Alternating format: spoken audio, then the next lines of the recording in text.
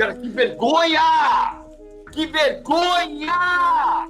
O Ancelotti não vem de novo. O Brasil tomou 2 tocos do Ancelotti, cara. Cara, que loucura isso!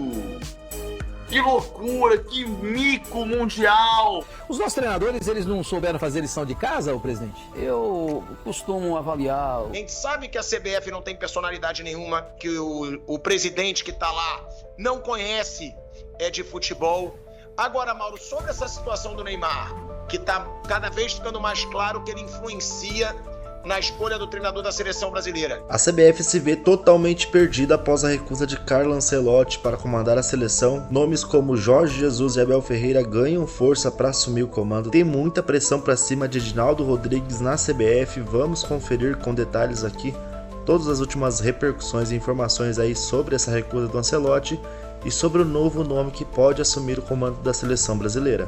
CBF acabou de desistir da contratação do técnico Ancelotti. De novo, o Brasil tomou 2 tocos do Ancelotti, cara. Olha só que coisa louca!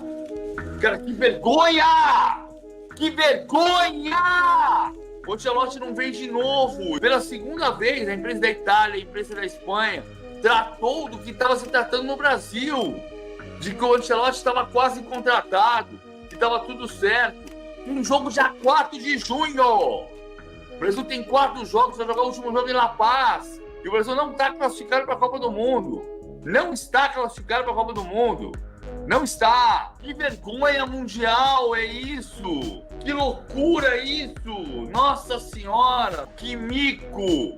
Que mico. Segunda vez, né? De novo, o Brasil tomou 2 tocos do Ancelotti, cara. Cara, que loucura isso! Que loucura, que mico mundial! E aí, só para constar, ainda que a gente saiba que a Arábia Saudita viria com um caminhão de dinheiro, vai ficar muito feio se o Ancelotti não vier para a seleção brasileira e for treinar a Arábia Saudita. É o que eu ia falar, segunda temporada já dessa... É o famoso série, fecha, né? Com todo carinho, com todo respeito à Arábia Saudita e ao dinheiro da Arábia Saudita. De 2002 para cá, as mudanças são muito grandes, a conquista de território é muito maior, a entrega física tem que ser muito maior, o futebol é muito mais coletivo do que era antigamente. Os nossos treinadores, eles não souberam fazer lição de casa, ô presidente? Eu costumo avaliar o trabalho dos treinadores logo após cada partida, conversando com eles e sempre com uma comissão técnica, naquilo que, não só daquilo que não houve bem, mas também daquilo que pode ter acontecido, de uma forma interna. E eles sabem meu posicionamento sobre isso, do que expor, entendeu? As questões que poderia passar aqui, mas quem vê a seleção jogar e quem viu jogando, é lógico que teve esse descontentamento e teve situações que não foram tão, assim, positivas. Aí não tem nada a ver o presidente da CBF. Eu sou como torcedor, é óbvio que ninguém fica confortável com uma derrota diante da Argentina. É um desconforto geral, principalmente pelo fato de que o senhor tem a caneta da escolha, presidente? O jogo contra a seleção da Argentina foi ali um divisor de águas, não pelo placar, que também foi, mas a forma que foi jogada. E eu tenho certeza que a própria comissão técnica também viu que houve ali uma situação inexplicável. E a gente espera que esses rumos sejam corrigidos o quanto breve. A CBF é uma entidade privada com grandes recursos e cada vez pela administração tem mais recursos, mérito de quem administra.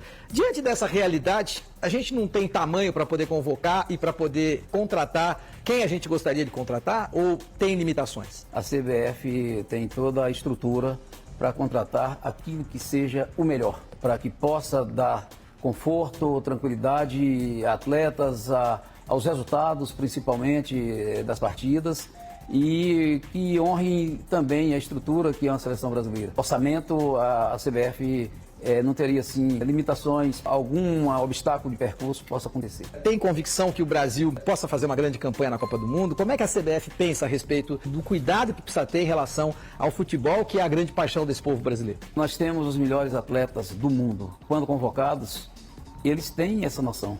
Eles entendem que a seleção brasileira, a camisa da seleção brasileira, está acima de qualquer uma situação deles. E não pensamos de forma outra, que não seja não só disputar a Copa do Mundo, mas como vencer a Copa do Mundo. senhor sente que o senhor tem um certo preconceito pelo fato de o senhor ser baiano, pelo fato do senhor não ter a expressão do Sul e do Sudeste? Isso não é de agora. O preconceito no futebol existe. Eu tenho 71 anos, pelo menos mais de 60. Eu sofro do preconceito por ser negro, por ser do interior, ser do Nordeste. Tenho um maior orgulho de ter as minhas bandeiras que eu defendo contra qualquer tipo de discriminação. Aí eu não estou comparando gestão, não estou falando disso, estou falando de política, de personalidade. O Ricardo Teixeira era um político mais forte que o Edinaldo, até no futebol, no cenário internacional. O Ricardo Teixeira era um cara que teve chance real de ser presidente da FIFA. E repito, não estou falando que era um excelente gestor, nada disso, estou falando de força política mesmo, no futebol. E aí cada um entende assim, a força política do futebol, o que representa, é saber se articular nos bastidores. O Edinaldo tem uma força aqui dentro, que ele é um representante hoje dos seus eleitores, principalmente das federações estaduais. No momento em que ele não representar mais o que querem as federações estaduais, ele perde essa força. Então ali também era diferente. Assim, o Ricardo Teixeira era um cara mais forte até que o Edinaldo. O Edinaldo ele precisa sempre se equilibrar para se manter forte no poder. Então eu não duvido que ele converse, que ele consulte, que ele se preocupe mais antes de tomar uma decisão do que o Ricardo Teixeira na época que o Vampeta foi atleta. Ali ele tinha mais força política, independente da situação, ele conseguia se impor mais. O Edinaldo ele tem que equilibrar mais as coisas para conseguir se manter poderoso à frente da CBF. A decisão sobre o novo técnico, ela passa muito por isso. Não é uma decisão técnica, é uma decisão que vai agradar a torcida, a opinião pública. Por isso ele queria um nome grande, como o Carlo Ancelotti. Chegaria com um nome, eu trouxe o técnico do Real Madrid. Então, agora é com ele. Porque o Edinaldo está muito exposto, porque a seleção está mal. Basicamente é por isso. A maneira como funciona a CBF, ela nunca foi muito diferente, mesmo com outros presidentes, aí não estou falando só dele. O jogo político, ele funciona mais ou menos dessa maneira. Só que quando a seleção está bem, ninguém se preocupa com isso, ninguém fala sobre isso. Quando a seleção está mal, aí as pessoas começam a olhar também para outras coisas. Então, para o Edinaldo, quanto mais rápido ele conseguir resolver essa questão e a seleção voltar a vencer, melhor para ele. Então ele queria um nome grande, passando tudo pro cara. Não, agora, bom e ruim, tá na mão do Ancelotti, é com ele. Só que ele não veio. E aí ele vai ter que se equilibrar. O Jorge Jesus acho que é um nome até mais óbvio, é mais fácil de trazer, é um cara bem aceito. Ele não vai conseguir um nome do tamanho do Ancelotti, né? Se o Ancelotti realmente está fora, ele não vai conseguir outro, dificilmente. Não imagino que ele vai conseguir trazer o Guardiola, o Jürgen Klopp, não vai. Então, ele vai trazer um treinador que já trabalhou aqui, ou o Jorge Jesus ou o Abel, que está trabalhando aqui. Acho que são os nomes mais óbvios. Se por algum motivo nenhum dos dois aceitar, aí ele fica perdidaço.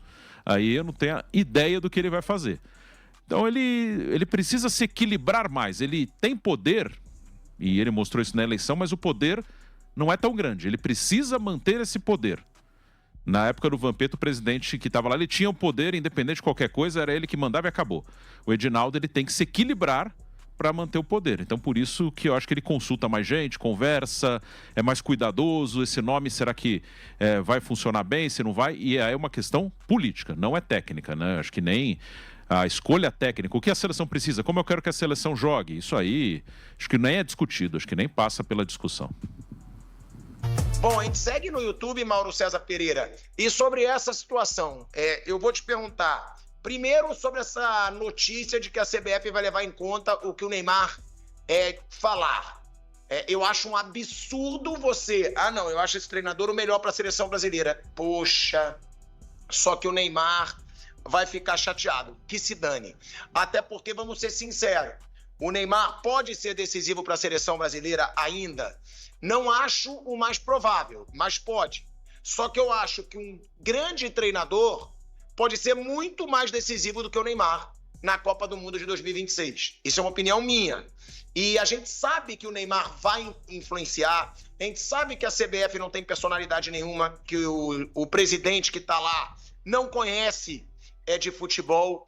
Agora, Mauro, sobre essa situação do Neymar, que está cada vez ficando mais claro que ele influencia na escolha do treinador da seleção brasileira. E aí, galera, trouxe aqui para vocês um pouquinho, né, sobre a informação da desistência do Carlo Ancelotti para assumir o comando da seleção. Ele que recebeu ali uma proposta da Arábia, né, e provavelmente vai optar em ganhar mais dinheiro do que treinar aqui a seleção brasileira.